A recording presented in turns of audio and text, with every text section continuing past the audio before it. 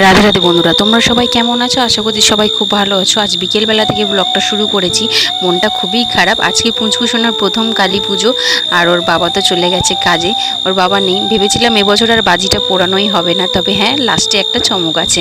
তো যাই হোক, প্রথমত ঠাকুর ঘরে তো চলেই এসেছি, এসে এখন 20খানা প্রদীপ জ্বালিয়ে নিয়েছি। 14 প্রদীপ জ্বালতে হয় বটে, তবে 14টা প্রদীপ ঠাকুর ঘরে জ্বেলেছি, বাকি 6টা প্রদীপ তুলসীতলা কি অন্ধকার থাকবে, তাই ওখানে 6টা প্রদীপ জ্বালিয়ে দিয়েছি।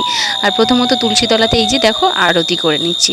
তোমরা কারা কারা এইভাবে আরতি করো ঠাকুরকে অবশ্যই কিন্তু জানিও আমাকে।